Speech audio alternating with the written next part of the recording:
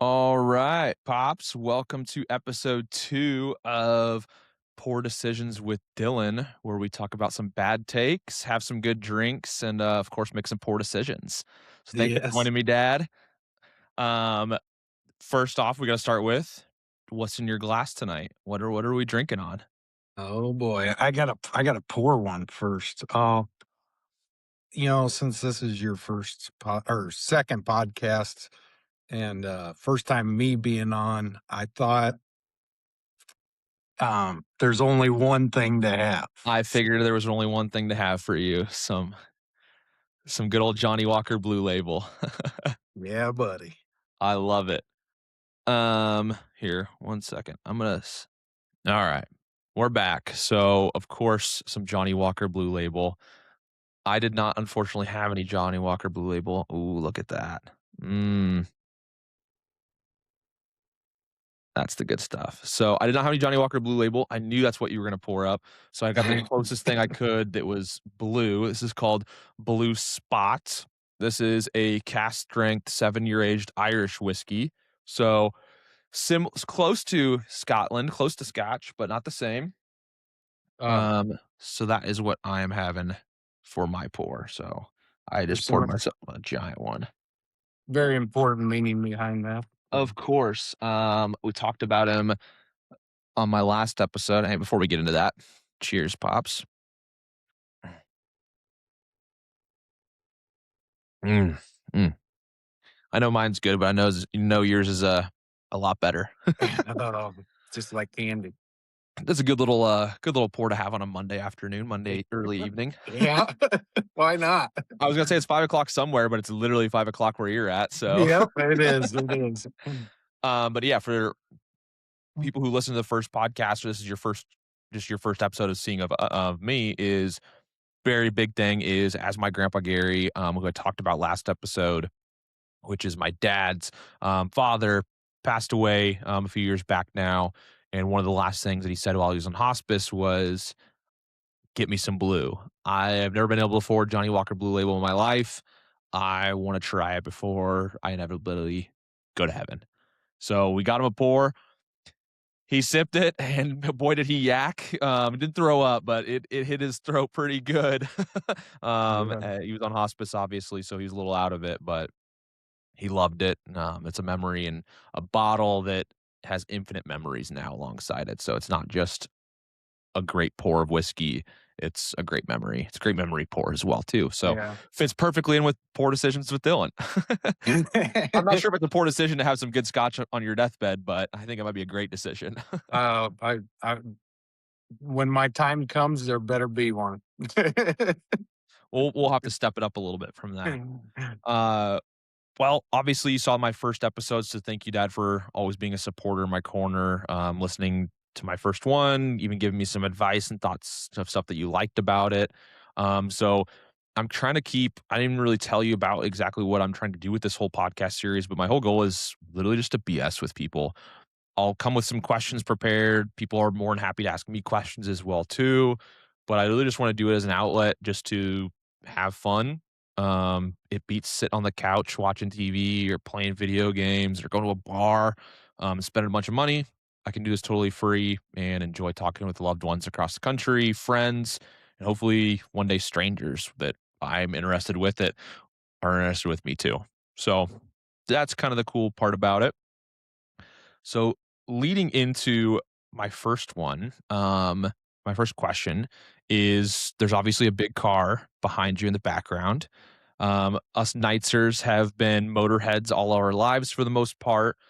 I think I kind of know the answer to this, but I want to ask you, where did your passion for cars come from? When did you start getting into cars and just know that this was something you wanted to do, whether it was a hobby, a career, or anything?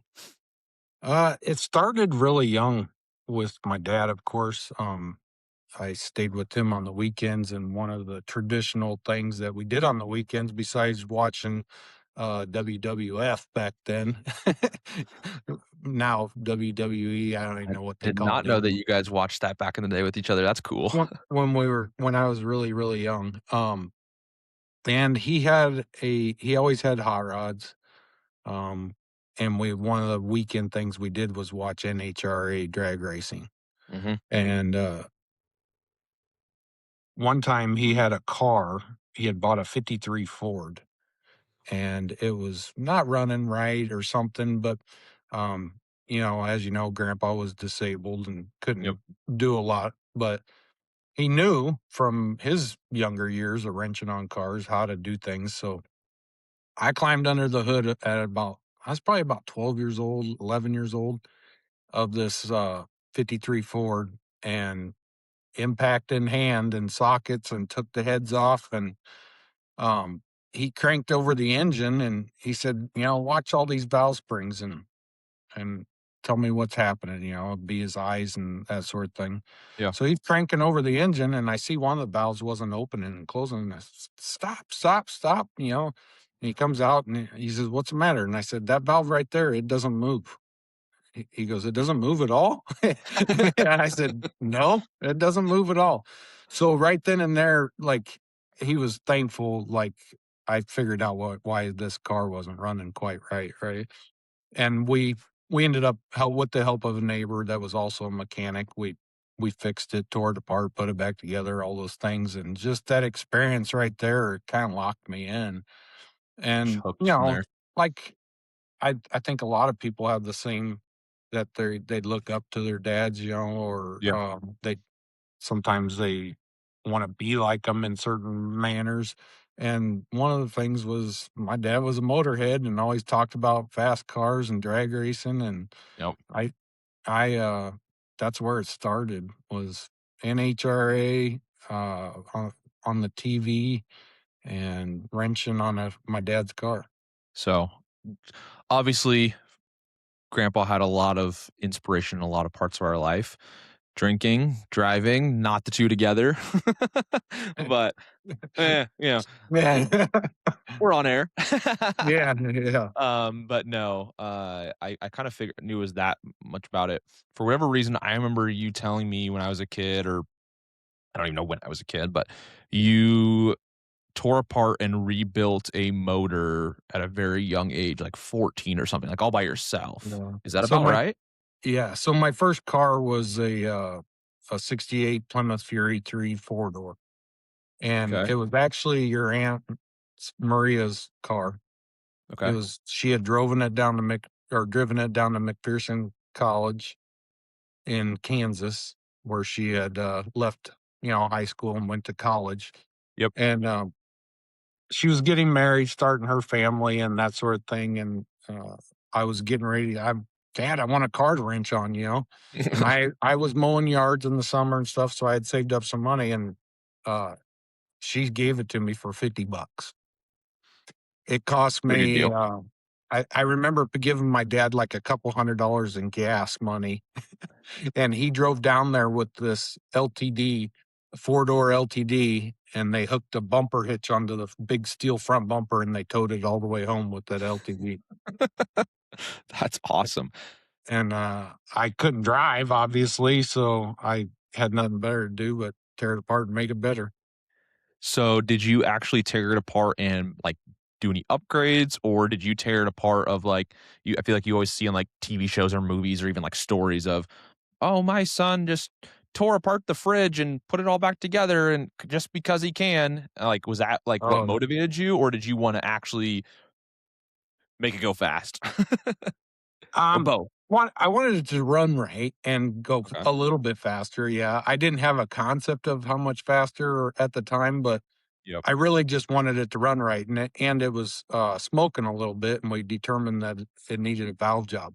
So I went out there and tore the intake, carburetor, distributor out of it, pulled the heads Mhm. off, and I took the heads one at a time about 15 blocks away from our home to a local machine shop while I was 13 years old, and I pushed them all the way there on my skateboard.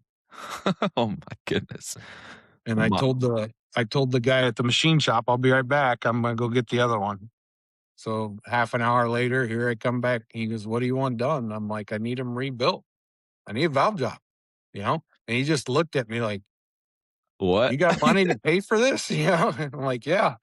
And I Yep. remember, What your mo getting a phone call to go back and pick them up and it being a lot more money than I thought it was gonna be.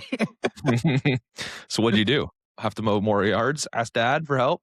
I think my dad did help me or a friend helped me, and then I paid him back, somebody, a Figured out good a way. friend. I remember a good friend of mine going there with me on his skateboard t so we could bring them both home at the same time, so People always ask me where I got my passion for cars. I feel like I know a good amount. I'm definitely nowhere near, obviously, you, my cousin who's a mechanic. Um, I would always love to watch you turn a wrench on a car and hear the noises, smell the smells. Gosh, I that's my like whenever you do those quizzes, what's your favorite smell? It's race car fuel, like the drag strip, like that's my favorite. But it never interested me to learn how to actually like work on the car for whatever reason that my brain just never. It's cool to see it happen and know about it, but to actually do it, I guess maybe I'm just a little bit of a pretty boy. I just did not. That part does not excite me. I Um, I think that part of me came from just necessity. that makes sense. It didn't, I couldn't afford, dad couldn't afford to Yeah. take everything to a mechanic, so we just did with what we had and we figured it out. And Yeah. I think a lot of the thing my drive to go really fast, like Mhm. super fast, was I was competing with people that probably had 2 or 3 times the income I did. So Mhm. so I had to be the Do labor. more with less. Yeah, I had to do more with less, exactly. I've done that, I felt like my whole life. I'm gonna lean into that later, so be prepared for that. Um, so we're talking about cars. All the money in the world. I don't know if I've ever actually told you this. All the money in the world, new car, old car. What are you buying? Like, if you won the lottery tomorrow, are you buying a brand new Ferrari? Copo Camaro was a thing back in the day for you as well, too, 10, 15 years ago. What are you buying tomorrow? It's a tough one. Okay, Another another notch back, another notchback. you know, Are you buying one like if you could flip a wand and have it built exactly like you wanted it to, would you buy that, or would you buy it to build yourself? um, with an unlimited budget, someone else is doing the You're labor. just doing it They're for just me. gonna I'm just gonna be the boss and tell them how. Alright, I like it. Yeah, That makes sense. That's definitely probably every time I see it was an '89, right? '87? 89 Eight notchback Mustang. 89 notchback Mustang, the coolest hood of paint job ever, flames that weren't just flames, whatever texture you wanna call that was I mean, I don't have that picture sitting next to me. I actually here, I got one picture of a different car next to me. I should have had this ready. This is a Mar different one. I have this in my office, Yeah, that was the still first framed one. from probably 2000. Who knows how old this is? 90 well, I got rid of that car and I built the '89 in 1999 or '98, so,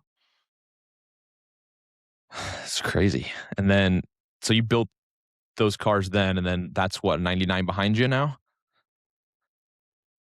this is a '94. 94, so a Yeah. little bit behind that. Yeah, Uh, there's a 2003 behind it. yep, the good old the good old insane car that I'm still gonna give you gripe until it's done. Yeah, I Yeah, just want to hear it run, that's I all. know. But you just did a ton of work on the rear end of that one, right, of the convertible? Yeah, the convertible is, LS swapped, has a 6-liter LS in it, and, it's I just did 410 gear swap and axles and brakes and all kinds of stuff, shocks and springs, and But say I remember last time I was home, you said that you had taken it for a ride and it was just da-dum, da-dum, da-dum. oh, yeah, it was bad. And then when I put it on the lift and crawled underneath of it, the oil was coming out of the shocks, so I knew it was time. It was time. I work with a company now that we can track all that for you, but You never service your cars. You service your own car, so you wouldn't have any need for me. Alright, cool. We talked about cars, talked about some family stuff. I want to kind of get into some really cool things as well that you said you had to do kind of more with less. I talked about this a lot on my last podcast, and it was going to school, getting a degree, stuff like that. You went back and got not only an associate's, not only a bachelor's, you went back and got a master's degree in a very short time at a very quote unquote like old age for somebody to do it. What was your experience like? And just tell me a little bit about it. well, I think the driver part of the driver was I wanted to beat one of my kids before they got a degree. Well, you beat them all. I did. I wanted to be an example, and I had it on my bucket list. I always, you Okay. know, a lot of folks in the United States around the world are told their whole childhood they need to have a, you got to have a degree to be somebody. Which I don't necessarily agree with because I was somebody and had made my career and stuff before that, but, Yep. uh, my career led me back to school because I figured out right away that as a new manager that I was needing a couple more skills that I didn't have, Yeah. and because I was running a whole separate division away from the CEOs and the VPs, I didn't have the ability to have the water cooler talk. Yep. Like you meet a guy in the coffee break room, "Oh, hey, can I run a question by you?" I never Yep. got that, and it was never available because I was out here in these remote locations for our Yep. company, and I wasn't the guy to pick up the phone every 5 minutes and call somebody and bother them. Yeah, I get it. I felt like I was lacking some skills as a new manager that I really wanted to have, and so I took advantage of some tuition reimbursement, um, and some So scholarships, and went back. kind of the opposite of doing more with less. You just wanted to do more with more. Like you wanted to take the initiative and somebody had that fancy piece of paper behind them that you didn't have. And not even just that part of it, that you were kind of off in your own world. Like you said, that remote aspect with a bunch of like more blue collar guys around you that you were still having to do all that white collar work with, but had nobody to go to help you with it because of where you were situated at. So you Exactly. took that hardcore initiative of, well, if I can't get the resources to do it here, I'm gonna go figure it out on my own. Kind Yeah, of yep, and, being a tradesman as an electrician, I had that apprenticeship count as 5 years long. yeah. So and it was federally recognized apprenticeship, so it counted towards my associate's degree. Because I Okay. switched it up and didn't do an electrical degree, I did a business degree. Mhm. Uh, it only accounted for about half of it, but it was a huge leap start to, uh, finishing my associate's degree and bachelor's and um, my later on my master's, which I graduated from all 3 in a 3-year time period. It's still crazy to me that 40 hours a week work week plus doing basically 6 years of schooling in half the time, plus we still had 2, 3 kids at home still? 4? 3? Yeah, 3 or 3? 4, I can't remember, Well, probably 3. I was gone. I was gone, Devin was gone, so it would have been at least 3. Yeah. Yeah, 3, maybe 2 and a half or 2 at one point, but so yeah, still wife, multiple kids, 40 hours a week, and going to school on the nights. And weren't you still doing Ponca tribe, like Native American stuff too for us as well? yeah, yeah. So and that was what, another 10 hours a week or so? Yeah, I probably averaged more than that, but, my sleep schedule was, midnight to 5. And then you'd come home, probably take a nap if you could. Yeah. Sometimes I could, sometimes I couldn't, especially if one of you kids had like a sports function And or yeah. something. Then I Yep. just took my books with me.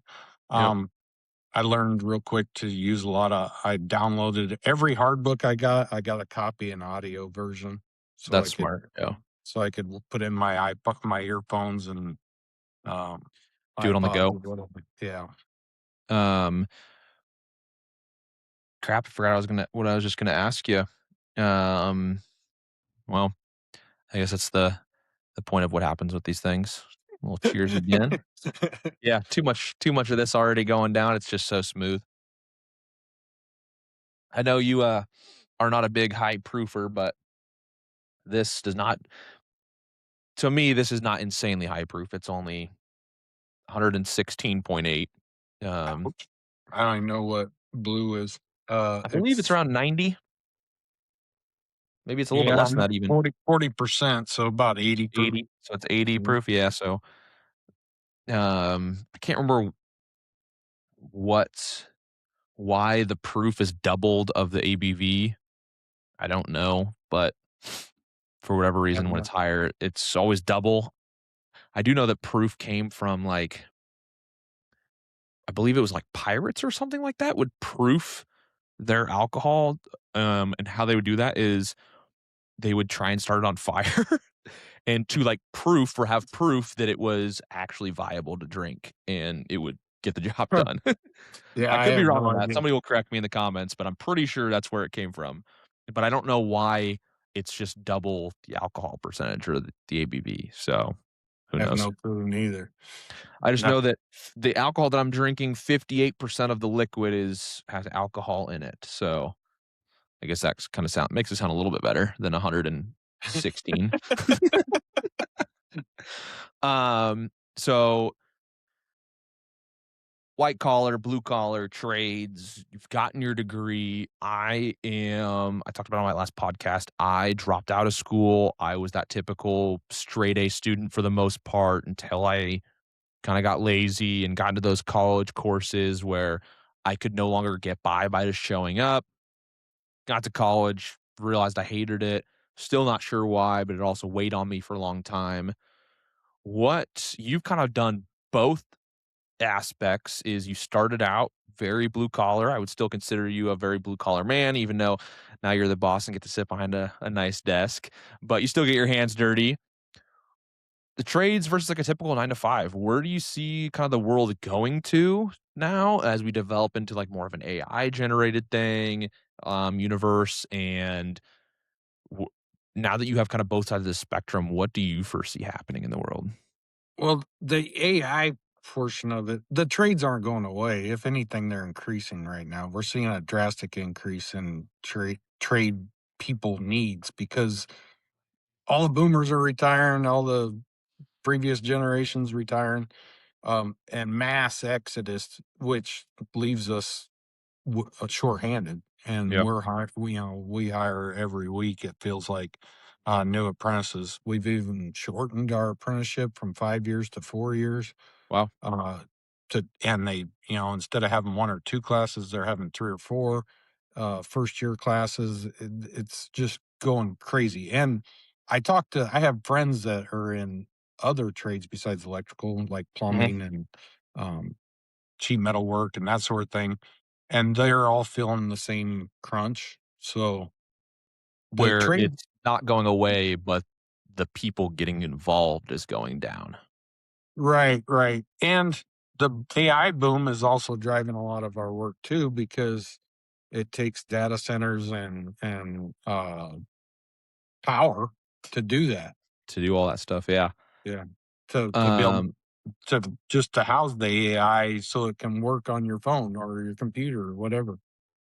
that's what I see in my industry. I'm in the automotive field for those who don't know, and I work with a software company, and our whole goal is to make repair shops more efficient because of that right there.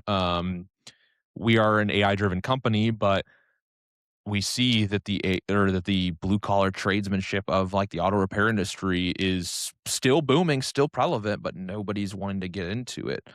I can't remember what the stat exactly is, but I think year over year for the last few years, um, the average age of a technician in a repair shop or dealership has gone up.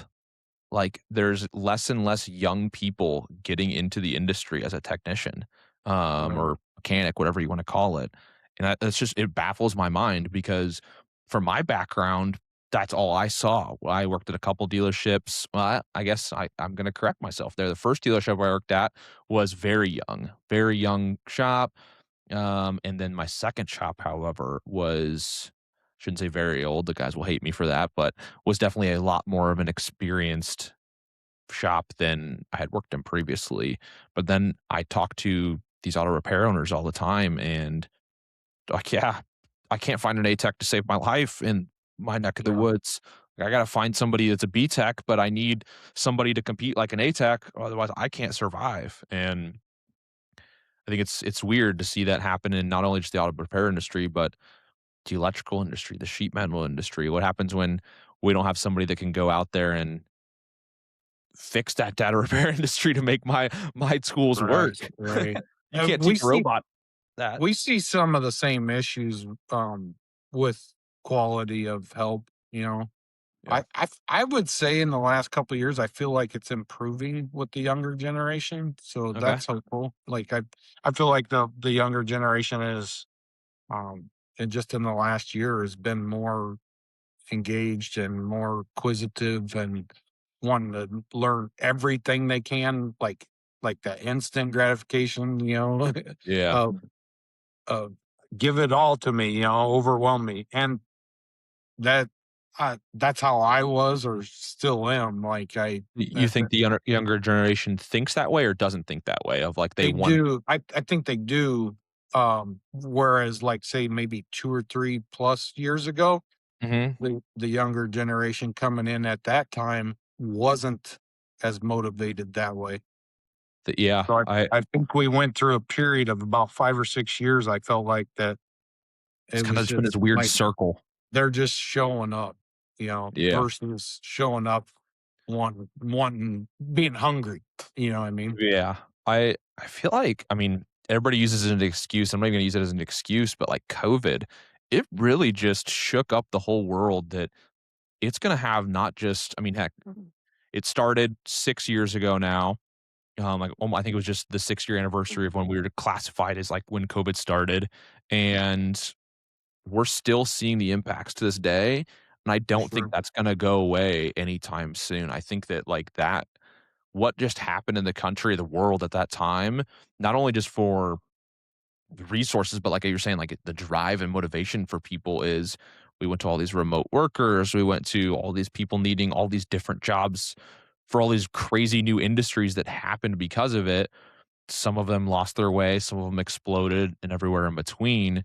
But now we have these kids that went through, I guess I don't know if they you can consider it them going to high school or going to college during COVID. Like, Right.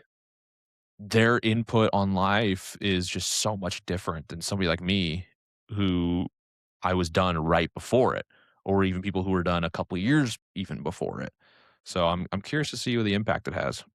Yeah, I think the impact isn't just that generation that went through it. There's some older folks too that never snapped back out of that fully.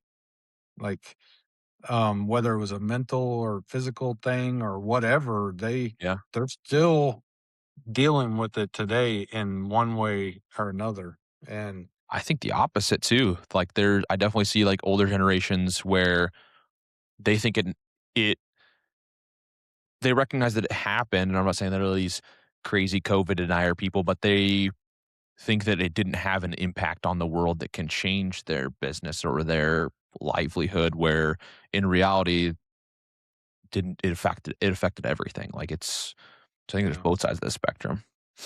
yeah. All right, pops. Don't want to ask you a bunch of questions, but I'll still keep going for sure. What you been up to lately? I haven't talked to you in a while, and you're my dad.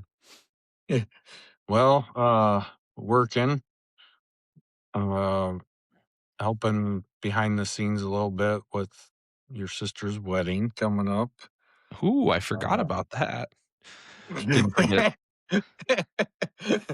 Didn't forget about it. I Oh, actually have it pulled up on my other monitor over here right now. Um, I'm officiating her wedding. yeah. So not done with it yet, but I got about 2 pages worth written out right now and probably about 2 pages to go.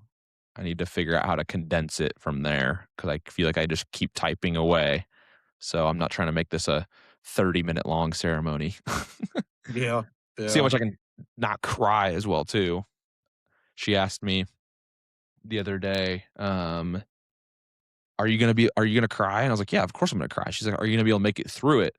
And I was like, "I'm gonna be, like, crying hysterically, but I'm gonna be able to talk just fine." At least that's my hope. My hope is that I can just the tears will be flowing, but my speech, if you closed your eyes, you wouldn't know that I was crying. Well, I'm glad, I'm not gonna be the only one then. Well, it's funny because that's one of the questions I had teed up for you, Oh, boy. is your daughter is getting married in less than 2 weeks. It is literally, um, 11 days from all right, it's 11? 11 days from now. What, uh what are you feeling? How does it feel that you'll now have you'll have 3 people married in the family and your baby girl. It's your baby girl, It's, it's nerve-wracking a little bit, and she's the youngest to do it but too. right.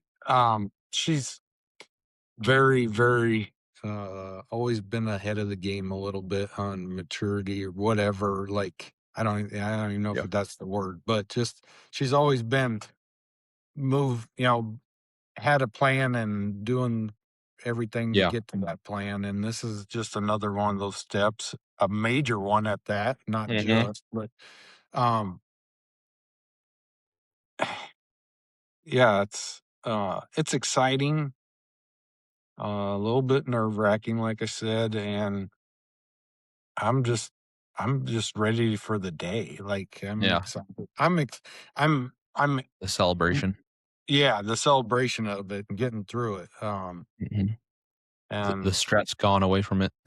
yeah, so the dresses and the, The hair, the financial makeup, the food. Do we have enough financials, plates and tables? Blah, blah, blah, beer, blah, and blah. do we Yeah. got plates? Yeah, all those Yeah. things it's just, like, I can't imagine what she's going through because she's using AI to help her, but she's, uh, doing a lot of this on her own, and sometimes I'm just, like, I there to feel her hear it pain.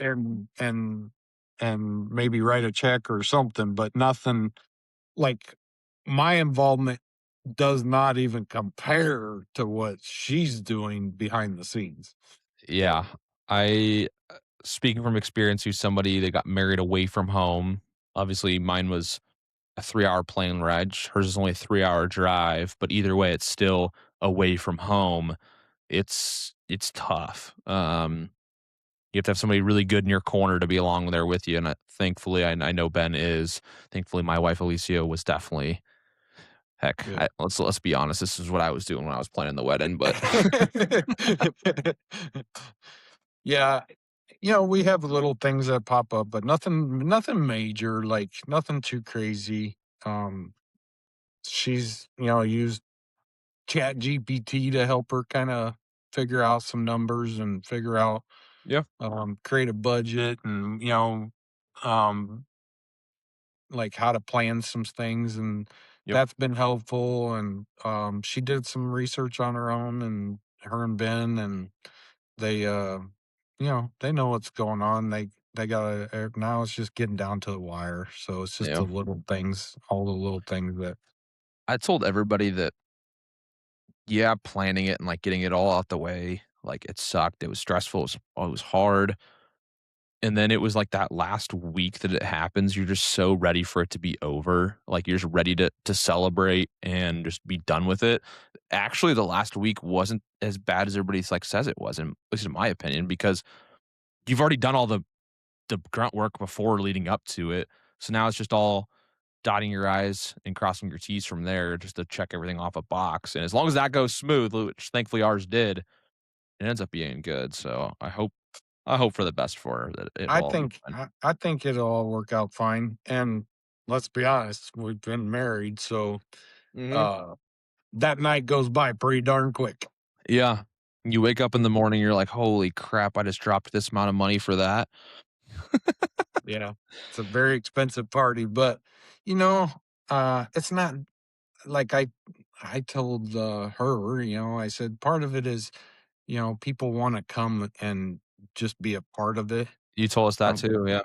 yeah, and they wanna be they wanna shower you with Yeah. gifts or whatever, or just be present and all those things. It's to me, it becomes like more you're being the host of to all these people, right? Yeah. And that's tough. That's like you want it to be a nice evening for everyone, not just the bride and groom. But Yeah. um, I feel like the bride and groom, like in my case, when I got married, I like that night was just a blur, and it wasn't Same. because of alcohol. I No, mine mean, mine was. um, they might have helped, but like it just happens so fast. Even No, 100%. like saying your vows at in front of the whole group of people, you're 15 minutes. It's Mhm. um, It's a snap of your fingers, a flip of a light switch, it goes by so fast. Heck, I mean, it's been a little over 3.5 years now since I've been married, and it feels like it was yesterday, but like you said, that night, that day go by so fast. You really have to em embrace it all because it goes by quick and yeah, I think that would be my advice to her and Ben. Try to soak in as much as you absolutely can that night. Get all the hugs, get all the loves, get all Mhm. the dances in you want. You Yep. know, do all the special moments. Cherish every single one of them, and take the time out and do it. Um, yeah, that's my advice for the night. Alright, well, I'm gonna ask you for one more piece of advice because you beat me to Oh it. boy. In 1 to 2 sentences, what is the biggest piece of advice for a marriage that you can give Julia and her future husband, Ben? That's a tough one. 1 or 2 sentences, we could go on. Might have to take a pour before take a drink before that one. Um, Ben, she's always right. Hold on. Let me look at my officiant speech. How many times did I Can we mention that? can we cut that out? um, biggest like I guess a piece of advice for newlyweds, right? That's kind of the question for For uh, not even just newlyweds, just in marriage in general. here. I guess one of the things, and I've told the kids this too, and I think it applies to marriage too. Um, the old saying, "Don't cry over spilt milk," right? Mhm. Yeah, I love that. So the kind of the brief story behind that is like the day, like some point in my life, I realized like all those things that seemed unbearable or terrible at the time or upsetting. Yeah. Um, don't fuss about those when they happen. Mhm. Just know they shall pass, you know? And that, um, I love that quote. I don't remember who said it, but one of the actors said it, in some big interview thing, like, "This too shall pass," kinda thing. Like, if y oh, you think the world's ending? Like, it's the worst day of your life? This shall pass. yeah, Or, "Oh, you think you're the king of the world and everything's amazing? This too shall pass." Like, you're gonna always yeah, be in this loop. right. No, I love that quote from you, and I was hoping to get something like that is, "Don't don't cry over spilled milk." Yeah. Um, I think Spilt my whiskey, yeah, yeah, but not spilled nothing. that's when Ben, if you spill whiskey, you're getting knocked across the head, Ben. I think, Uh, and that applies to yeah, obviously, they're getting married, they're probably gonna have some grandchildren, hopefully. And, Hell, I'm uh almost 30 and I'm not there yet, pops. We'll I see know, how it goes. that's why I'm preaching a little bit. Um, but anyways, like, it applies to the kids too, right? Like, Yeah. they're gonna break stuff, they're gonna spill milk on the carpet. Well, what I learned after all these years of having a family and kids, raising kids and that sort of thing is all that stuff got replaced like 5 times, and I had to you know, it didn't matter, like, Yeah. it didn't matter, and I guess what bothered me the most, and this is I felt guilty that I got upset over those things, or Yeah. maybe I Told me about yelled this or before. scolded one of you kids or something for spilling milk on the coffee table, right? 100%, yeah. We Like, were broke. take That milk was a lot of money. yeah, yeah, so, um, but we had more milk, right? Like, Yeah, we never went without regardless, so exactly. even if it wasn't the best milk. It might have been powdered milk in that jug a few times, who knows? It's so funny. I feel like nobody drinks milk anymore. Is such a weird topic. We were talking about this at work the other day, and I was like, my dad used to make me drink a glass of milk with every meal, and I fucking loved it. I don't know what it is. Like, get home from like a cross country practice or track back, whatever it may have been, and dude, yeah, just a chug of milk right out the carton or the gallon, the plastic jug. Oh my goodness. Julia still does it. Oh, I love it. I do it with everything I drink out of. Me and Alicia, made it I shouldn't say we, yeah, she helped a little bit. Made Easter brunch yesterday for us, the 2 of us. We were like, "Oh, maybe we get a reservation and go sit down somewhere kinda nice and just have a nice little day." And I was like, "Let's just stay at home, sit on the couch, cook together with Winston."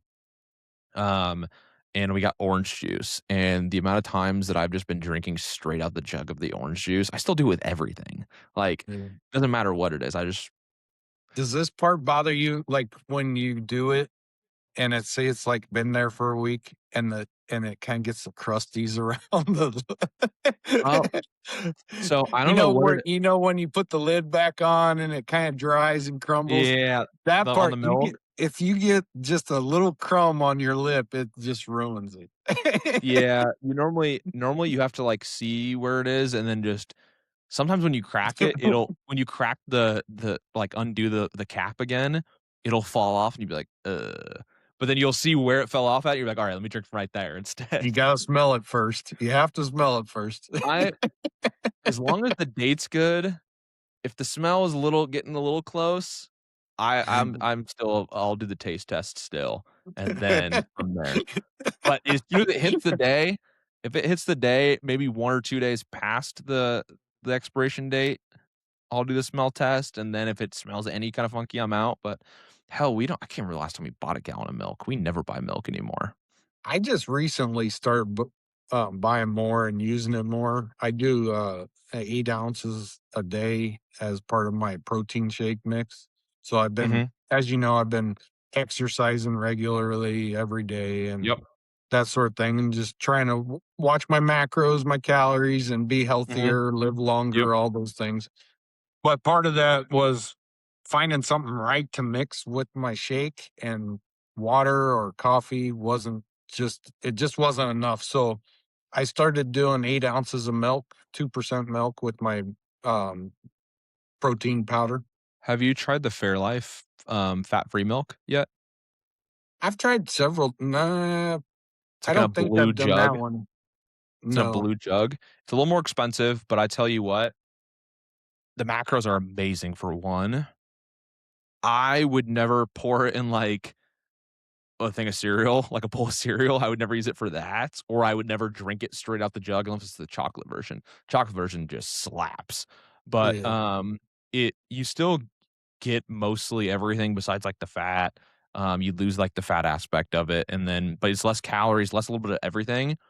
So it's nice because if you're still getting all of the essential nutrients from it, but you are limiting your calorie and fat intake, so that way you can still have more shit throughout the day.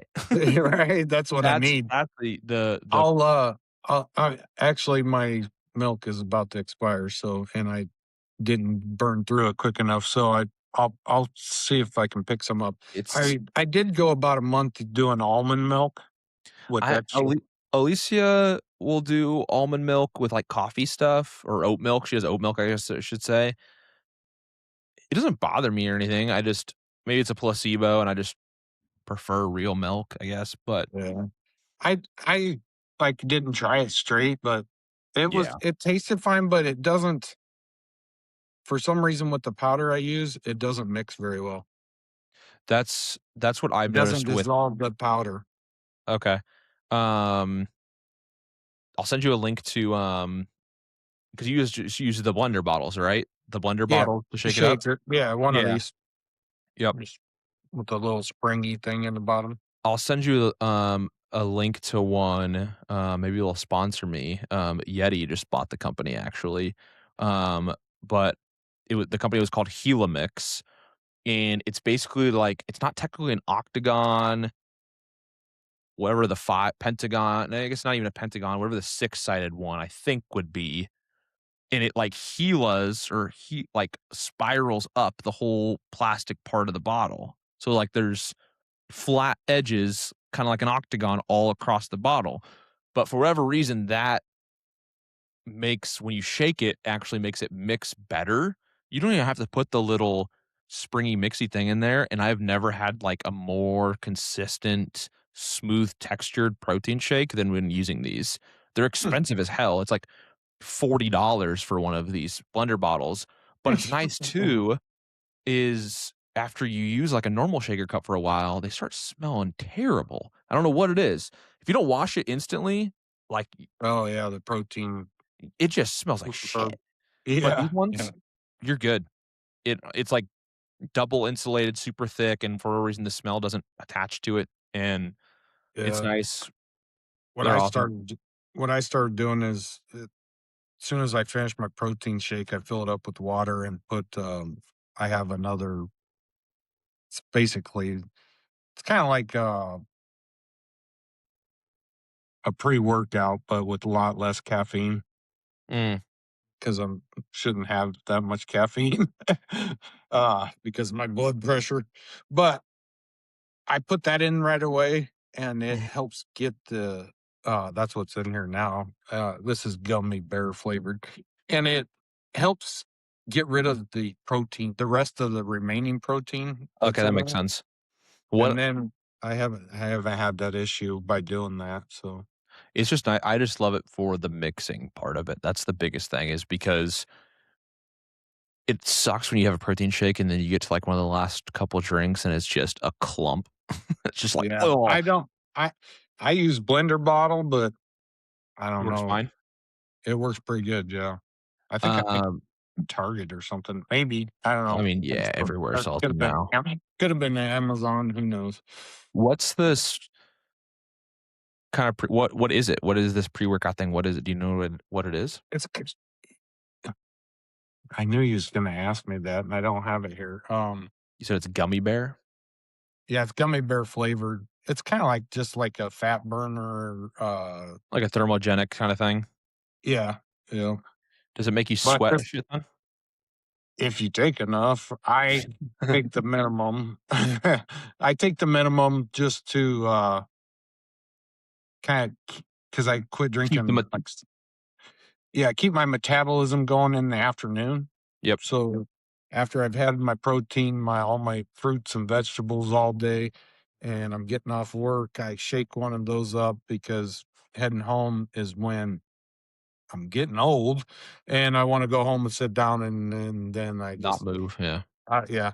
Like I have for years, but uh think that gets worse the older you get. And this just gives you a little kick in the afternoon. Yeah, I feel like, like I'll take the dog for a walk or I'll come out to the garage and work on the car and not feel like I'm gonna fall asleep. So yeah. it's just a little kick, very low caffeine, if any. And I was using bucked up. That I've heard that stuff, like, just makes your insides hurt. I was using bucked up. It's called what? Which one is it? I know what you're talking about. They make a It's one of bunch their pre pre-workouts as well. And theirs has like 200 grams of caffeine in it. They do have a low cal one, but or the no stim one. yeah. So I was doing the light stem one Mhm. of Bucked Ups, and then Yep. I found this other one that's called Gummy Worm something or another, Hmm. and it has virtually n but it's not Bucked Up, it's a different brand. You'll have to send it to me afterwards and see. Me and Alicia love that stuff. Um, Yeah, there's and so many out there nowadays.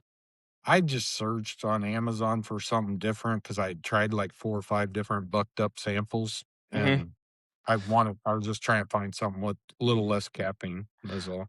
My favorite place around here is because they do really good deals and, they have a reward system. You'll get a kick out of this, is the good old Vitamin Shop A. Yeah. Good old Vitamin Shop. Oh, yeah, yeah. For everybody who doesn't get the reference and why it's funny is, for whatever reason, I decided to call it back home one day is we saw it, and I was like, "Oh, there's the Vitamin Shop A," 'cause it's a double P and then I think it's only 1 E, maybe it's 2, but Yes, either I way, think so. it just looks funny. Yeah, yep, double P, 1 E, and that's the only way I can pronounce it now is the Vitamin Shop A. And I still say it in my head every time I Every drive time I past see it it, yep. 'cause it's, like, right by our Target store, so, Yep. every time I go past it, I say "Shop A" in my Every head. time, yeah, no matter if you're even going there or not, you just look at it and you're like, "Shop A." Yeah, yeah, There's I funny stop in there actually, once in a while, probably every 6 months and just get a multivitamin, but they're, like, self-branded, like, Target has their branded, Walmart, like, I feel like everywhere has their branded stuff. I Their stuff is not that bad either. There's a couple things, I'm just looking at my computer here, that I get from there that I really like. I get the, probiotics from there, and then, glutamine as well. And it's, like, the price is good. They always do, like, buy one, get one half off deals for a lot of their stuff. There's a couple, energy drinks that I'll get from there, and if you buy a case, you get it's, like, the same thing, like, buy one, get one half off. Um, and it's the, not Celsius, it's, Sebum. He's a big body lifter guy or not body lifter, bodybuilder guy. Won, like, 5, um, competitions in a row of gosh, now I feel like an idiot not being able to talk about it. Um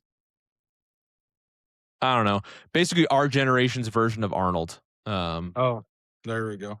And just he won it 5 years in a row, just crazy, but then he decides, like, "I'm done doing this, I wanna retire, have my family," and then before he had stopped competing, he came out with his own, line. His name is Chris Bumstead.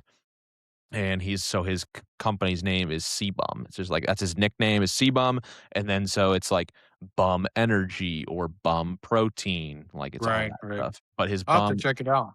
his Bum Energy drinks are bomb. They have one that they're all like super low calorie, still they're lower caffeine as well too, which I like.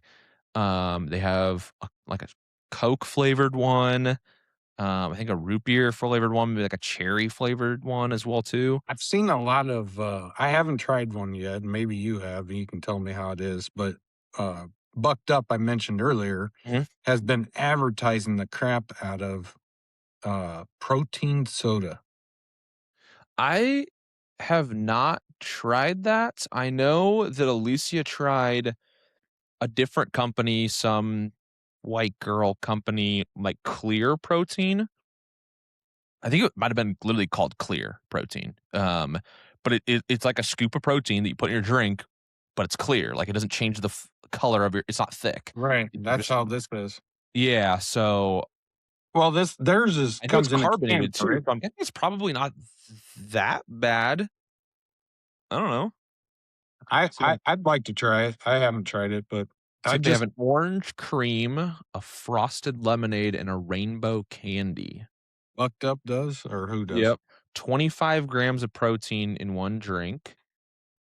What, only 100 calories if that's pretty good macros, 0 carbs, 0 fat, Wow. only 10 milligrams of sodium. I mean, you might get cancer and die earlier than normal off of it, but me and my buddy talked about it last time, like, we were talking about, like, aspartame and diet sodas and stuff like that, Yeah. and in moderation, I guess it's good. You probably have to drink 100 of them to get anything, but Yeah, I've just tried to limit the soda. I always felt like every time I drink carbonated soda, I feel like I gained weight or held a lot more water on my body, you know? that's strange.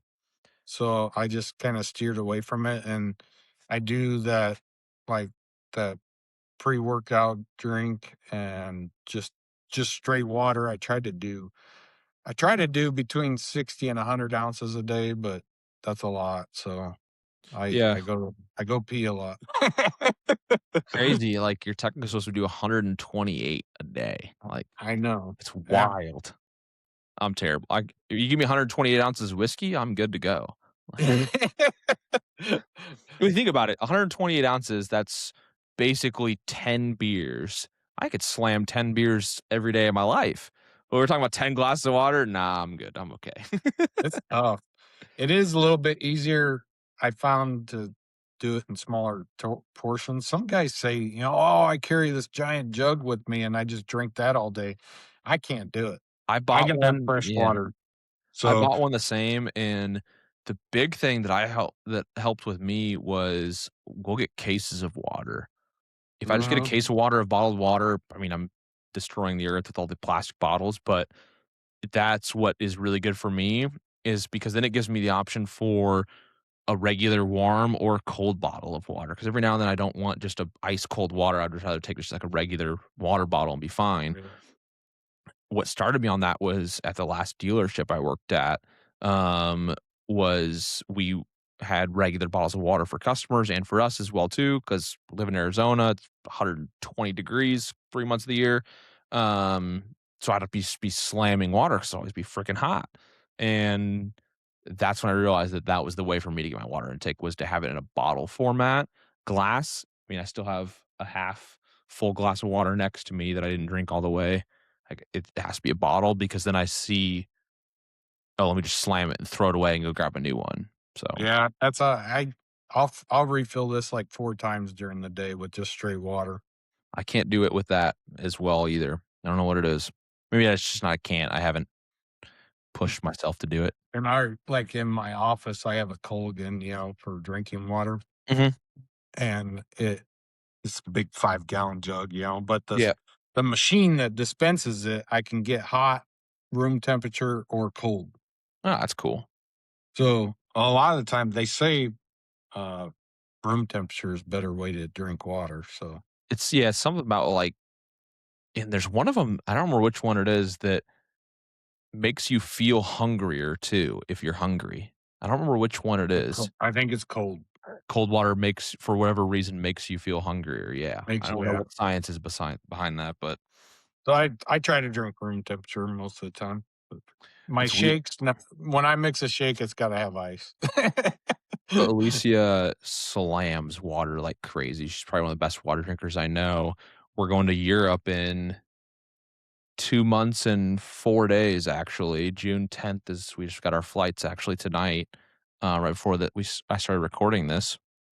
Um, apparently Europe does not, like, do a lot of just go to a drinking fountain or buy a bottle of water. Like, they just don't drink a lot of water there, which is so weird to me, the cultural difference Huh. behind it. So that's what apparently she said, like, we had a bunch of friends that were there, and they're like, "Yeah, if you find water, like, get a bunch of it because you don't know when you're gonna see it again next." Like, that's just so weird to me. I'm like, "What do they just drink Sugar, coffee and tea wine all the time? Wine? Yeah." wine. We're going to Italy. Like, I mean, I'm cool just drinking a bottle of wine for my while I'm Yeah. on vacation. We're, we got we're flying into London on the 10th, and then we're flying out of London on the 27th. So we're gonna be there for about 2.5 weeks. Or what yeah, so 17 days. So yeah, about 2.5 weeks. We're gonna do we don't have our full itinerary booked, but my birthday I will be in Rome. It's gonna be pretty sick. I'm hyped. That's exciting. I'm excited. We got an Airbnb. Like, It just amazes me how you kids, all of you, travel. Like I I that's like worked my whole life and we didn't travel. We you guys talked about that in your first episode, and mhm. uh I told we told each other very young, like, I mean, for those of you who don't know, we've been together since we were 15, high school sweethearts. We're now 20, she's 29, boomer, old ass girl. And then I'm 28. It's only, I'll be 2 months from now. She's just 2.5 months older than me. But anyways, freaking cougar. Um, uh, that like that was one because neither of us traveled as kids. That we wanted to like travel before we had a kid, and then our goal is to travel once we have a kid. Like we want to Oh, yeah. not only travel as a couple of just two of us, but then also have our kid do it. We'll see how the bank account looks once that comes through. Everybody says it, but that's what our mindset is. And You can do it. You can do it. Uh I think I like for us it was just, we had five of them. lo- yeah, we had five, and even when when it was just a couple of us, I was in, I was going through school or apprenticeship back then, 20 some years ago. What And year did you start? Sorry to interrupt you. What year did you start your apprenticeship? I started the apprenticeship in 2002. So I was Yeah. 10 years into my adult career Hmm. and started my career life all over again. So, And then so by and the time that you're was, done, it would have been like 2007 ish. yeah, yeah, And then you start like the big part of the job as like 2008 when the fucking country comes crumbling down economy wise. yeah, yeah. I, uh, I was pretty fortunate during that period. I just graduated. Um, my company gave me a huge project that was 3 years long to do. Was that And the Air Force Base? yeah, yeah. So it took me all the way through that, and it was a good time. Like it was a good time to be doing what I was doing. Nobody else wanted to do it. And the trades you can make a lot of money, and um it was a great experience. Yeah, someone asked me the other day. I was talking to some high school kids that are in Yeah, I electrical saw you program. posted that on social media that you had gone and done some kinda talk or something. Yeah, I go every year and talk to like the career classes and trade classes that Yeah. do electrical at our local high school. Mhm. And this year they had 4 separate classes, so I was there for 2 Damn. days.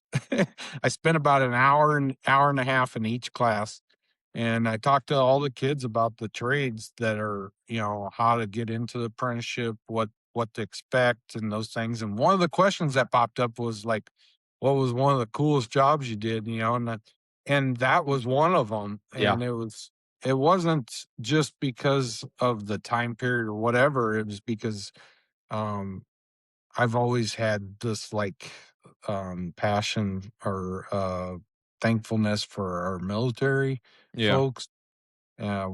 We've got family members that are military. I Yep. did when I was a kid. I had family members. My big brother was in the military, um, and so that's always been a part. And I was never military. Like they told me I was gonna sign up, and they told me you gotta get up at 4 in the morning every morning. I'm like, no, I don't. They told me I had to shave my beard, and I was like, "I'm out." Yeah. I said, "You want me to shave and get up at 4? Nope, No, I'm good. I'm not going." So, it was a way for I felt like it was a way to give back just knowing that hundreds of homes are gonna be safely wired for generations of families, 'Cause you were doing military all you families. weren't doing any of the commercial, it was all, like, housing on the I base. did I did some commercial there, but, the majority of it was houses, yeah. That's cool Um, that hell, I'm not sure if you follow some of the dudes on TikTok and social media of, like, building inspectors, like, home inspectors, and they mhm. post all these builders just have such these botched jobs of these brand Yeah. new 5, 6, 7, $800,000 homes that are just gross. Like, I had this one guy, I don't know what this means, but he said it in his video, so he said it was bad. It was like outlets, and he was plugging in his tester into these outlets, and he's like, there was an open ground or open neutral, Could be either one. Yeah, yeah. whatever it was, but he's like, "Here's one," and he goes 3 feet to the next one, "Here's another." You know, that was the cool one of the cooler parts of that project was because 'cause I'm an inside wireman, which is essentially a commercial wireman, but I'm licensed to do whatever.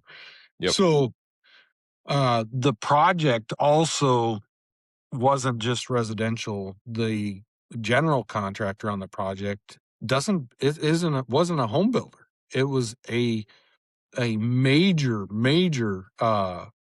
organization that is worldwide that was facilitating this remodel of all these homes and the new ones that were built. Oh, So damn. so you had commercial construction workers, you had commercial wiremen, commercial plumbers, all doing all this work, um, for our folks in the military Yeah, and family. that's Yeah. cool.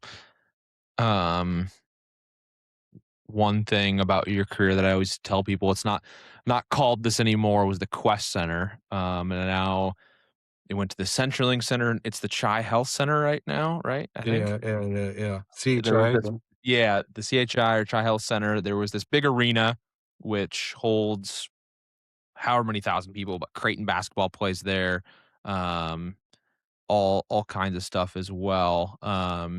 They did Olympic swim trials. Anyways, it's cool because they used to have this big blue Quest Center sign out on the side of it. It was just massive from the interstate. And I remember as a yeah, kid, I'd walk by. Huh? The queue was like 30 foot tall or 60 foot tall, I don't Yeah, know. like, it looks just normal size of the building when you're driving by, but when you're in close, it's, like, just ginormous. I'd be like, "My dad wired that right there."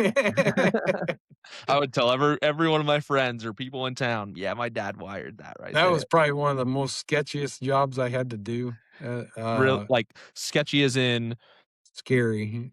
da like, just hanging Yeah. off the side of a Yeah, 'cause building? this the no, s so the sign company actually, mounts the sign to the building, and the wires that we had to hook up, they pushed through these pre-drilled holes in the side of the building To go into the interior? into the interior, and then you actually wire it from the interior Okay. of the building. But in order to get to that, we had to put this 40-foot extension ladder in the seating, and it Oh, was hell stretched no. all the way out. And, one of the rules with an extension ladder, you gotta tie the top off. Well, What are you someone's tying it got off to? to yeah, a piece of concrete, like so I this, young kid walked by from the general contractor, and I'm like, "Are you safety guy?" He goes, "Yeah." And I said, "Run up there and tie that off?" He goes, "Yeah, I'll take care of it." He just scurried up it like it was nothing. I was like, Better you "What than me. just happened?" So, I went up there after he came back down, and my partner that I was working with, he gave me a rope, and I took it with me, and I stayed up there the whole day. Like I said, I'm not running up and down this ladder. Fuck that. I'm gonna Yeah. drop the rope to you, and we'd tie on a piece of conduit or some wire or an Yep. electrical box and whatever I needed. And I'd holler down, "Hey, I need this." And he'd put it on the end of the rope, and I'd pull the rope back up and do what I had to do. But I think I might have even ate lunch up there. I think I took my lunch up with me. I was That on this like 2 foot ledge of concrete. hell no. I don't Yeah, I that don't queue for all the electricians that might see this, that queue had 9 circuits, 9 20 amp circuits. Like, there's probably not 9 20 amp circuits in your house, in a full house, like, that's an insane amount of power for, a an light. outdoor signage of a event Yeah, center. that was That's just crazy. in the that was, like, just in the queue, just the letter Q itself. Of the So, question, that's wild. I think we Well, spent 2 or 3 days working on that, but hell no, that's crazy. Um What else you got for me, pops? I didn't come as prepared as you did with questions. I um, like I said in the beginning, like my whole goal for this is I just want to BS with people. yeah. Um, mom mom gave me some good advice of maybe some couple people, friends of hers that would love to be on. She sent me a message earlier, and one of her best friends said something really funny. She said, "I mean, maybe we will go viral. Why the fuck not? Let's go." I was like, "Hell yeah, like, I got some cool support." She said, "I might need a gummy, though, or since it's poor decisions, I'll do a THC drink." Speaking of drinks, I might just indulge just a little bit more. You know what's Um, funny is because I just emptied mine too, so I'll, it it's almost 5 o'clock here, I guess. right, Or right. So we got to celebrate again. Yep. Um, so I talked about it. This is kinda, like, just completely new, out of topic. I talked about it last podcast, though. I don't know if I'm gonna keep structuring this stuff about it is keep reiterating on previous episodes. We'll see how it kinda goes, but I think it is kinda really good, especially to get it. I had a friend, one of my best friends on last episode. Now I have a mentor, my father on, and I talked about, like, true friendship. That was I posted, like, a clip on it and a couple clips on it so far. I'll probably post some more on it, is coming from somebody who's gone through every relationship they can, whether it's friendship, professional, or even like wife and stuff like that as well too. What is your take on what is a true friend for somebody who gets to your age? So obviously I have my take on it of how it is in my life. I'm sure your view is probably slightly different at a different stage in your life. So what's a true friendship looking like for you? Ooh, tough one because Mhm. I've been through so many. I've lost my best friends. I've buried them. He just popped up on my Facebook memory actually the other day. Yeah, Yep. I, and I think those guys were good examples of what best friends were, and or a good friend. I think, I thought about it too a lot after watching your first podcast, and I guess my initial take is the the friend that you would call regardless of any previous disagreements or anything, and they would answer that phone Yeah. and in your need or Yeah. their need, or you'd answer their phone call in their need. Yeah. And it doesn't mean that you hang out with them every day. It doesn't Yep. mean that you talk to them every week. Sometimes we Yep. go months without talking, Yeah. It's but life. and sometimes we'll do just this. We will call and we'll spend an Spend a hour couple or hours 2 catching hours. up. Yep. And crazy, like Randy, when he passed away, we had been on this kick about once a month. We would call each other on a Saturday and we would just bullshit Yeah. about kids, life, wives, family, Cars, work, all of it. cars, what we're doing. And the day he passed away, it was literally an hour after we had got off that phone. Damn. And Fuck. yeah, yeah, just crazy, right? Like that happened, but coincidental. I'm not Yeah. superstitious or anything, but but just to like that was a guy that no matter what I was going through or what he was going through, Mhm. and no matter what time of day it was, if we had a serious need, we would answer the call, right? Like we would be there for each other no matter what. And he was that way to me from age 19 till now. And he's not the only like I've Yeah. but I'll say my circle's small. Like it's always been small. It was small in high school. I wasn't the popular kid. I had a circle of about 2 or 3 folks that I talked to, and I still Mhm. talk to ones that are still alive. I still talk to them today, you know? Yep. And I guess, true friends, good friends, I don't know. I hope that they know who they are, you know? Yeah, they do, Um, they do. That's we one thing call that each other brothers and family and blood, you know, yeah. and there's no blood in it. So, like, Yeah. those folks, I hope, view me the same way too. Yeah, and I think they do. It's just, I'm human, so Yeah, life. if if I worry, I that would be one thing I would worry about, you know? Um, that's one thing that me and Alicia have had to navigate as we've moved away from home. For those who don't know, I grew up, born and raised in Iowa, along with my now wife. We live in Arizona now, so a long way from home. We moved out here with one friend, who ended up being the maid of honor of our wedding, so a very good friend. But other than that, we had nobody out here when we moved out here, and we've had to kind of build it along the way.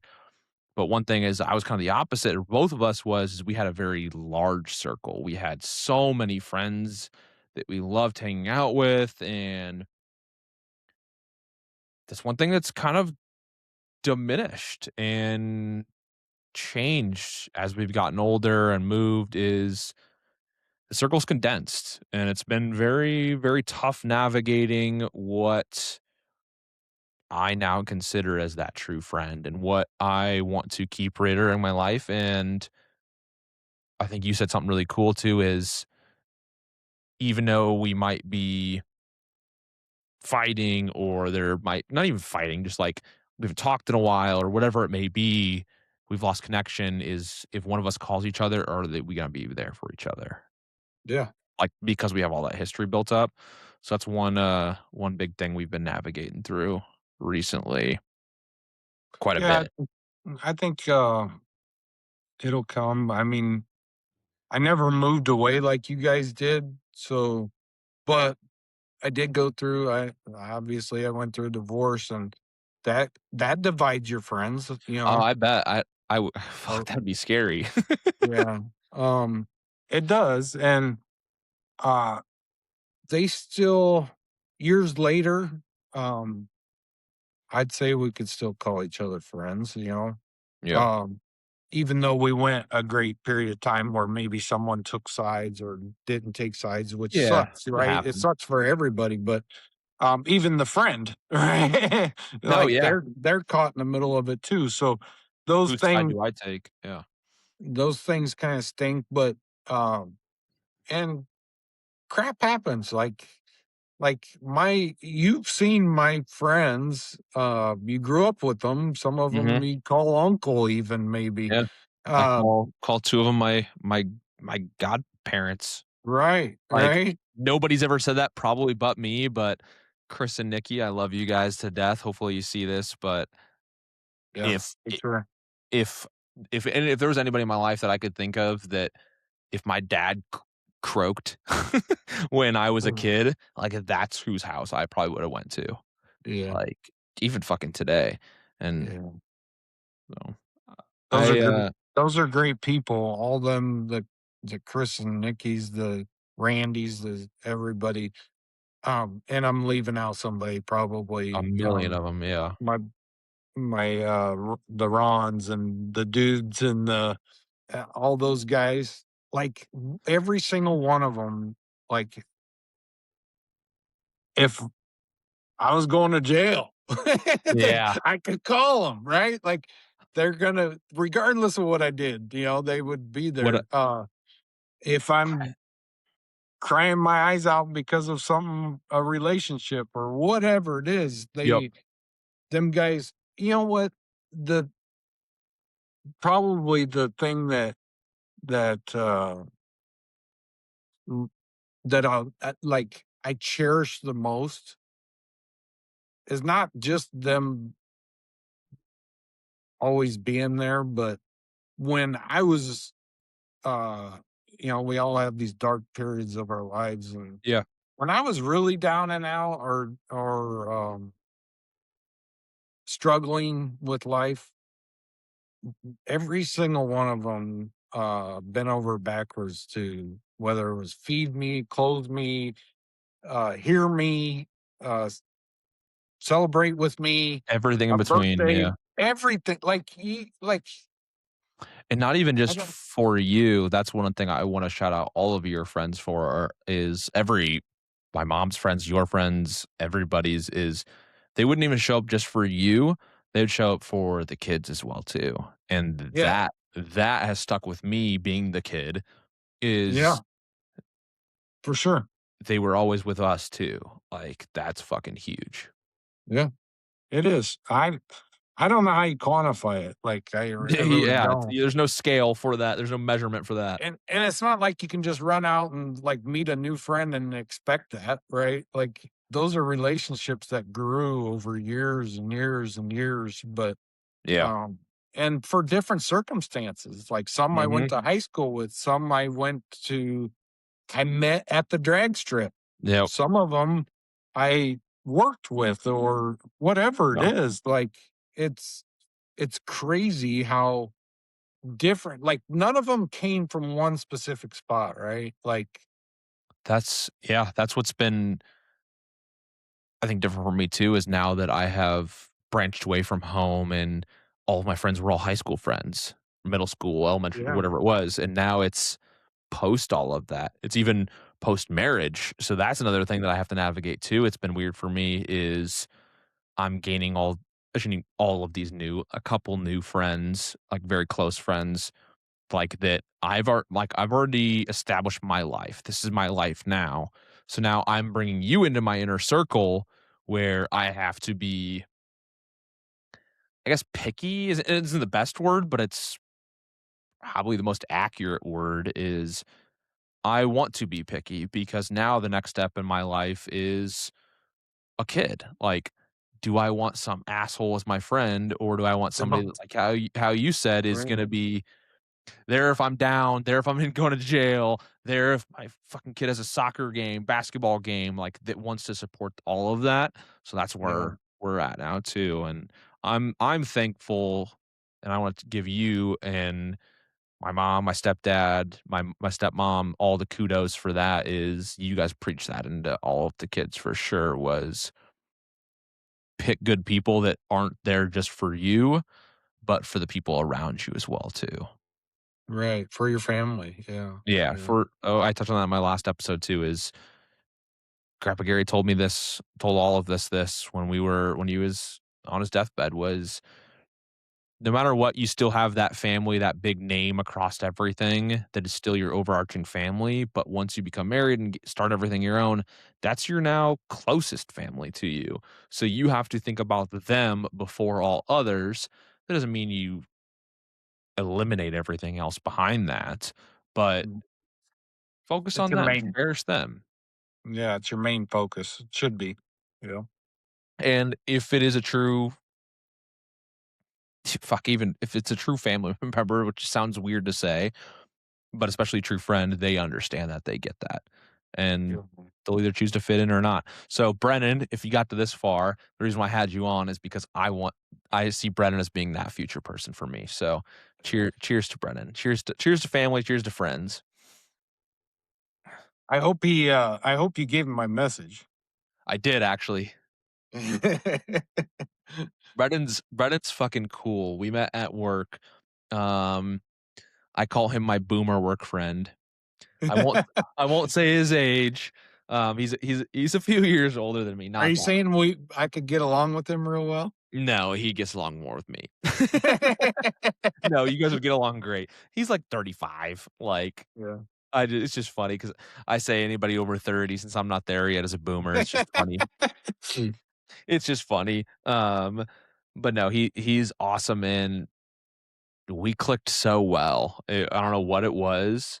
That's been one big struggle that I battle with all the time living out here is I can not, it's hard for me to make friends. I don't know what it is. I'm very picky.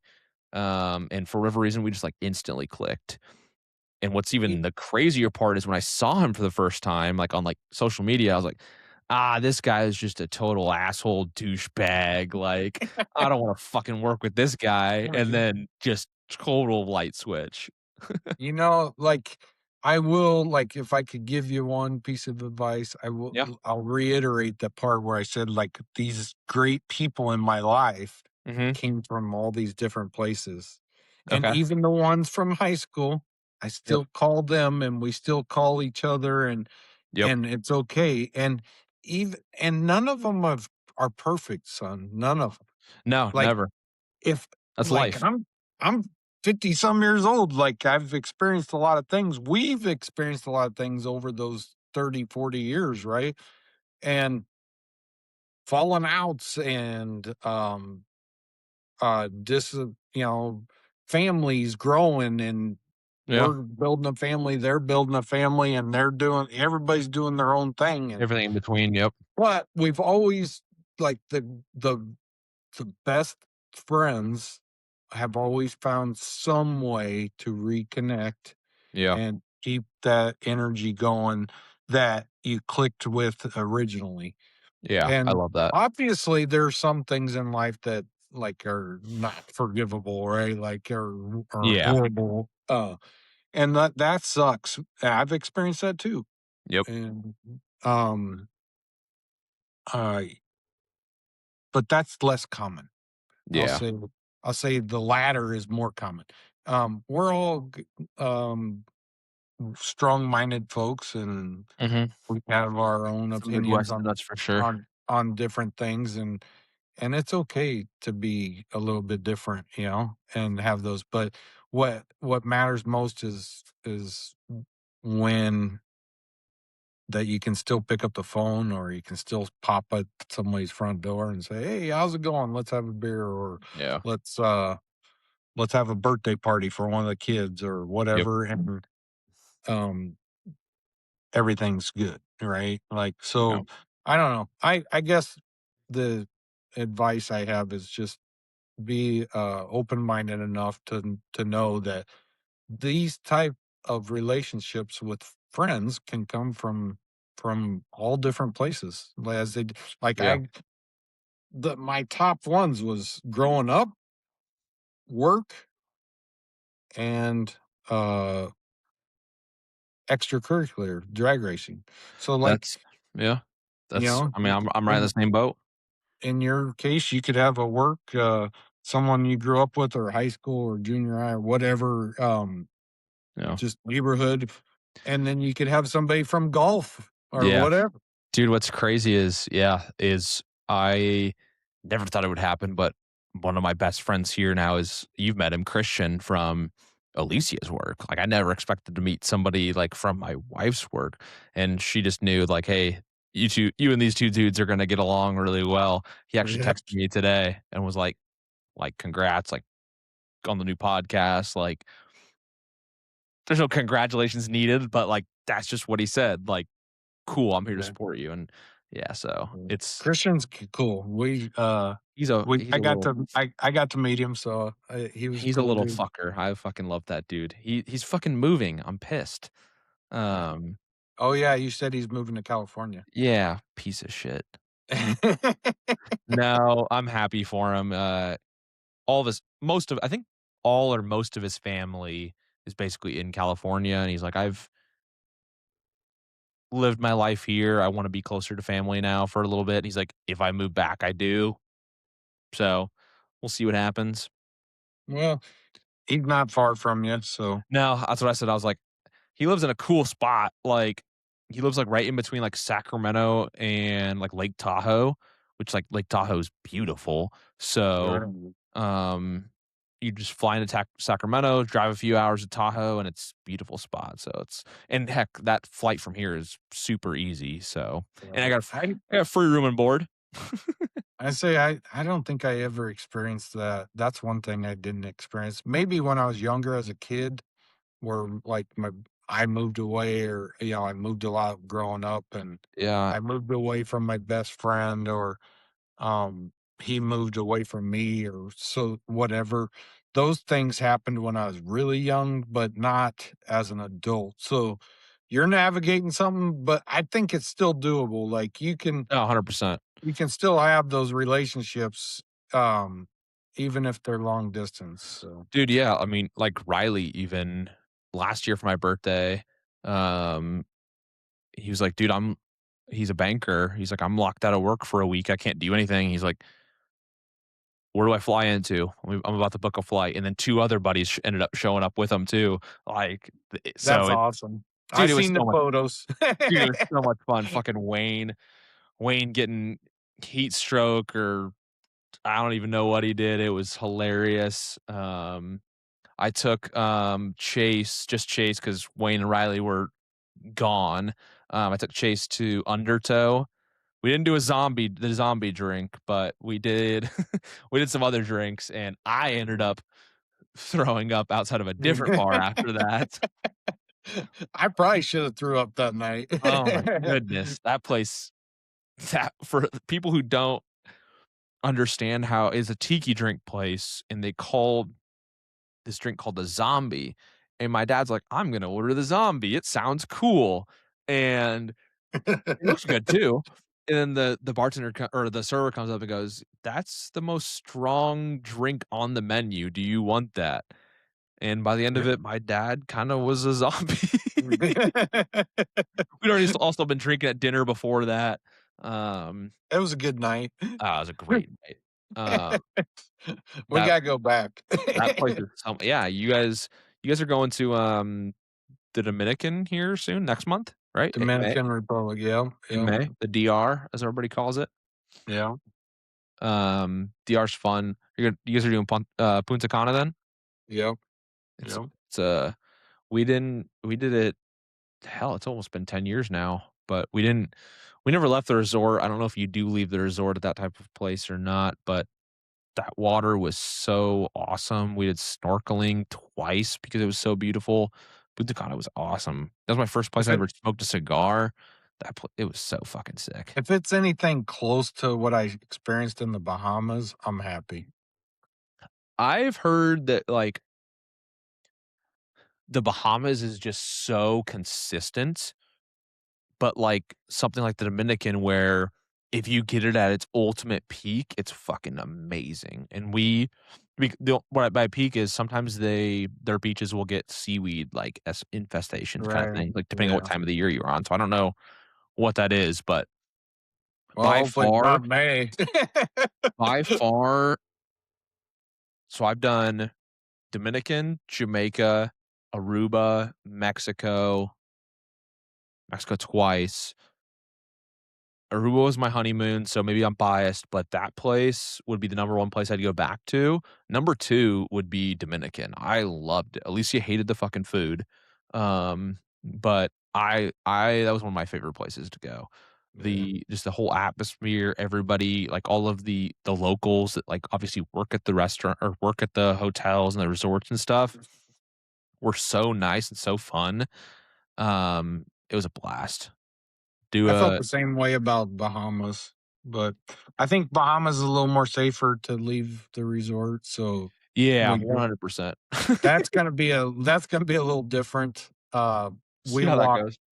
yeah, Bahamas, we walked around in the side streets, like, no Dude, that's problem. how Aruba was, is hell, your one buddy told me to go to that spot and, Oh, yeah, to get the shot, scorpion the yeah, tequila scorpion shot with shot, a scorpion in it. yeah, Nobody believes me that I did it, and I have to show 'em the video every time. yeah.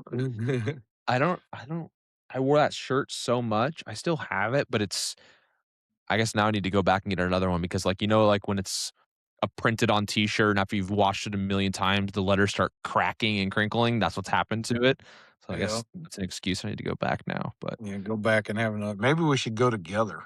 ooh, dude, Aruba's so cool. Um, it was so weird. It was the only place I've been where everybody I met there, it wasn't their first time going to Aruba. It was like Really? their 2nd, 3rd, 4th, 5th That's time how I going. felt that's how I felt about the Bahamas, like, everybody Okay. we met We there haven't and done that talked yet. to, "Oh, yeah, we come every year." I'm like, "What?" Yeah, no, that's how Aruba was. They were like for whatever reason, I think it must have been like a direct flight was Boston. We have met so many people with a Boston accent, like from Boston, like, "Yeah, this is our go-to spot," and where I'm not gonna try and butcher that accent, but I was like, "Yeah, go Red Sox." They're like, "Nah, fuck them, go Yankees." I'm like, "Oh, okay, cool, sorry." Um, no, yeah, I'm back to, like, all the travel shit we love. We love travel. I mean, we send you all the pictures and stuff all the time of what we're doing. Yeah. Um, I shit. love it. I love it now.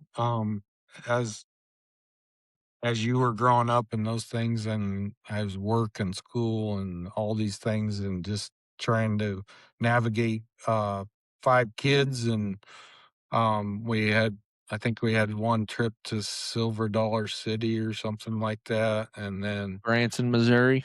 Branson, yeah. And that one sticks with me in my memory. I loved it. I absolutely loved it. For whatever I remember I remember the cave like the most. I don't remember the cave actually, I remember the big when we get to the end, and it was like that big opening of the cave. Marvel Cave, I yeah. don't remember the name of it. It's funny, I remember me and you going I think it was just me and you, maybe one of the other siblings was with us. Might have been just me and you, we went to Walmart, On and, Black Friday. well yeah, we went to Walmart on fucking Black Friday, or and It was I Devin, just yeah. remember seeing all of these people with all of their hands on, like, pallets of fucking toys, TVs, and I'm like, "What the hell is going Well, on?" yeah, But because we it was rented like the an hour before they were allowed to start selling everything, and we're like, yeah. "We gotta get out of here fast." We just well, we We rented got an cereal. Airbnb, Mhm. and we wanted to get some frozen pizzas and food for the Airbnb, and we're like, "Just let us in, get out of our way, Yep. we're hungry," you know? Yeah. Oh, yeah, We that did was crazy because I remember booking that trip and, like, it was gonna take, like, 3 hotel rooms for all of us, yeah, for and 8 I of us. looked at the prices and I was in sticker shock. Mhm. Like, I was like, "Oh my god, I we can't go, like, I Yeah, we can't can't afford afford that. this." Yeah, No. and then Airbnb was kinda new still back then, and I someone did not said, know "Hey." that that was an Airbnb, that's cool. So someone said, "Check into Airbnb," and so I looked it up, and here was this was it like a three-bedroom townhome or something? Yeah, like an apartment townhome kinda It thing, was a weird. townhome on a golf course kinda thing. Yeah, because you would walk through, like, the pool area. Yeah, Because it was cold, it was fucking November in Missouri, so the pool had the tarp over it. right, and, it was like the price for a week in that thing was like the Price equivalent of one hotel room, you know? That's crazy. Yeah. No, yeah, that was a fun trip. The Titanic replica thing, I remember that one as well. We Just had remember how Thanksgiving dinner at Golden Corral. at the world's largest Golden Corral. That's what it was the world's largest Golden Corral? Yeah, that's I what don't it remember was that known part about for. it. Yeah, they had a remember we had our own buffet room. Yeah, I We remember had a that part about it. I tell people that all the time, they're like, "You went to Golden Corral for fucking Thanksgiving?" I'm like, "It was bomb." yeah. Yeah, they had I a don't whole remember I remember separate the back room, but I don't remember it being, like, our own private one. Hmm. yeah, so the back room had its own buffet Huh, I don't of remember that. Thanksgiving food. Now, if you Yeah. wanted something else, you had to go out front, but Oh, you're right, I do remember that, yeah, because you could get only Thanksgiving food, but only we could eat that food, but then we could also go out to the normal and get all the right, right. normal trash, amazing And Golden Corral. it was probably one of the best Thanksgiving dinners I can have had. Dude, we didn't have to yeah, I mean, you didn't have to cook anything, it was just easy. Yeah, I mean, hell, by the time you buy food for that many people anyways, it's damn near the same price, and you have to have no effort. right, right. We weren't cooking a turkey in the Hell Airbnb. no. That's crazy, I never knew that that was an Airbnb, that's aw hell, Yeah.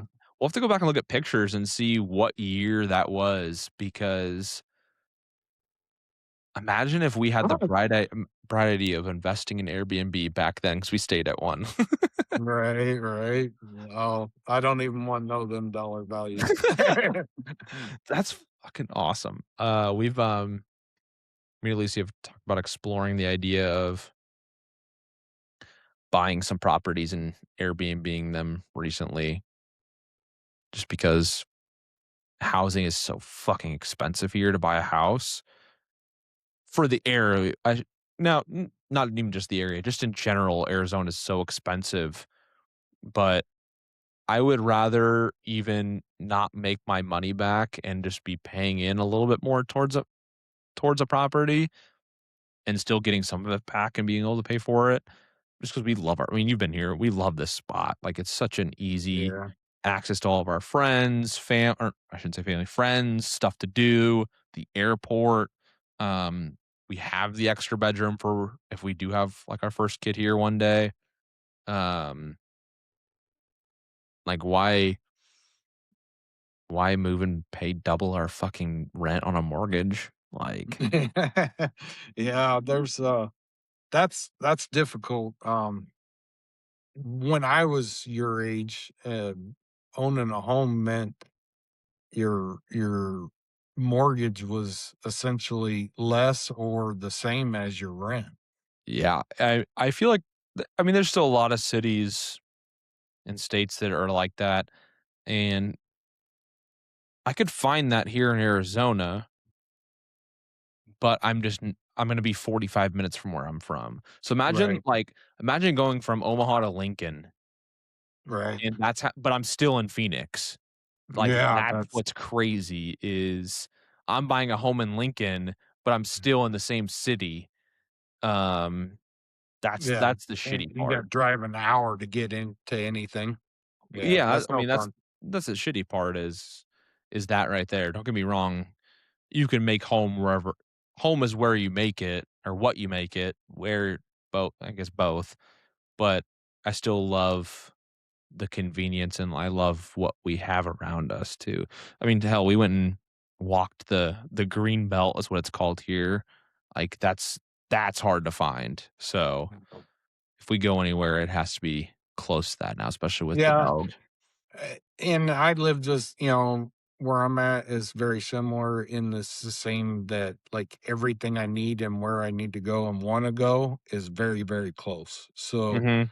it, I can understand that. I would not want to travel an hour every day to work.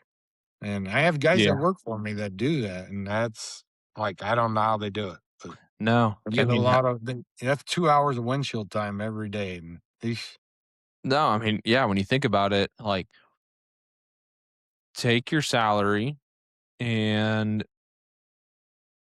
0.75, three quarters of it.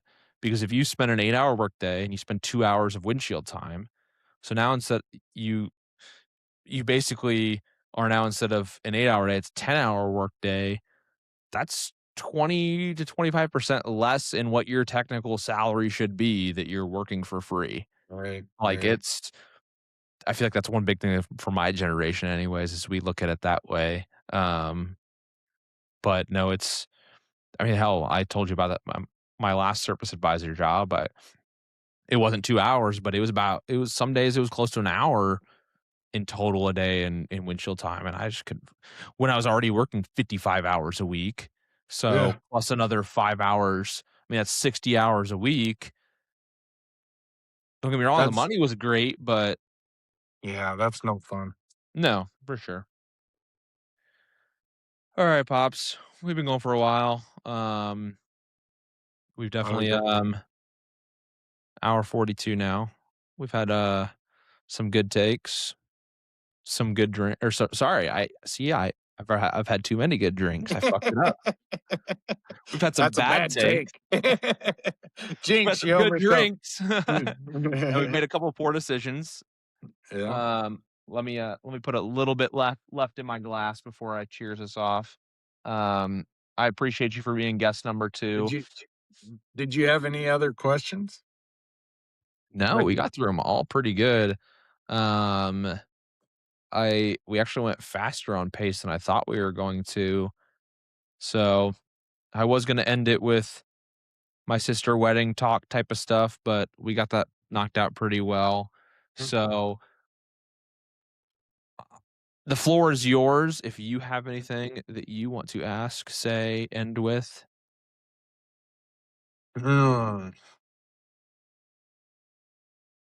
One thing about my dad, ladies and gentlemen, is I don't know where he got it because I remember the first like 15 years of my life, my dad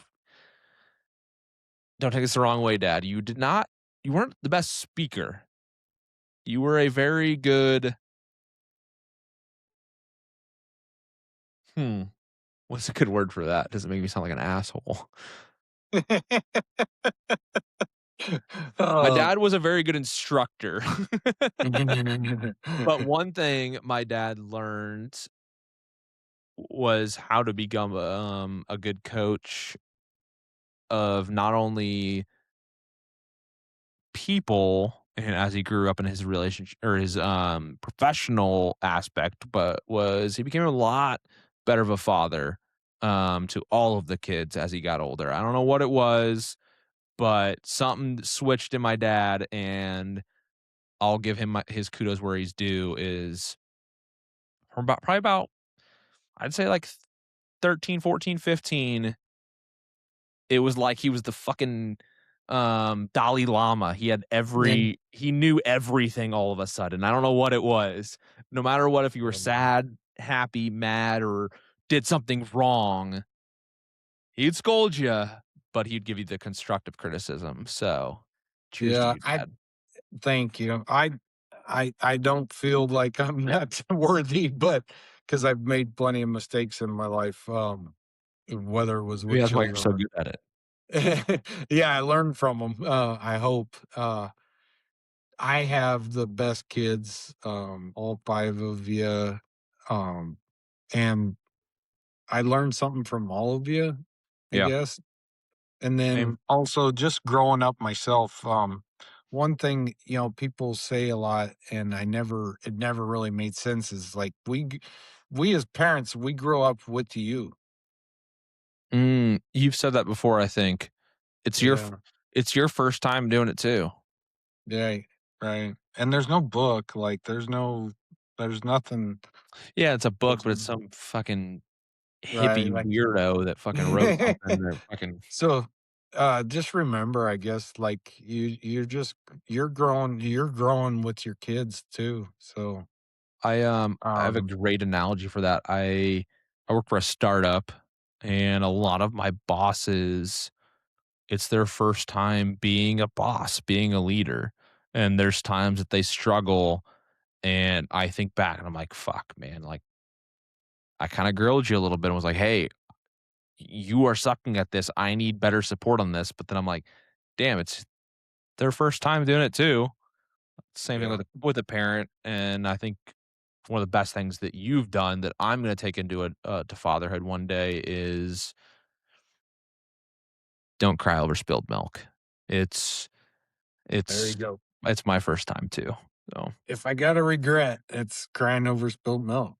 Like there's numerous times that I can look back and go, I was a little hard on Dylan or Julia or Skylar or whoever, yeah, or Briggs or whatever, but like all those things are replaceable and you're gonna end up replacing them like 5 times anyways. And my wife is still buying them. So you know? like Yeah, and then you got grandkids, you gotta do it all just over because again. they're the wrong color or whatever. Yeah, So I guess like those I truly mean that. Like don't sweat those things when they do happen because they're gonna happen. Like it's yeah, gonna happen. They're gonna break the coffee table or the lamp or they're gonna spill some milk on the carpet or whatever. It doesn't matter. It yeah, doesn't matter. And I think back and just like I just like you said it, like maybe we couldn't afford the darn milk or whatever the other circumstances were. mhm, That's still not the excuse. Like I'm telling you as a parent to look past those things and try to make them the best experience that you can, whether it's a learning lesson or something. mhm, When those things happen, just like dive into it, fully yeah, immerse yourself. I don't know, rub your face on the spilt milk, whatever. Make make something funny out of it, yeah, right? Like, um, try not to make it a bad experience or try to find something positive in that yeah, experience. I love that. I love Um, that. I want to thank you for having me on. I'd love to come back someday and do another one in the future. Well, it's very early on, so I'm definitely gonna have some repeat guests as I keep going.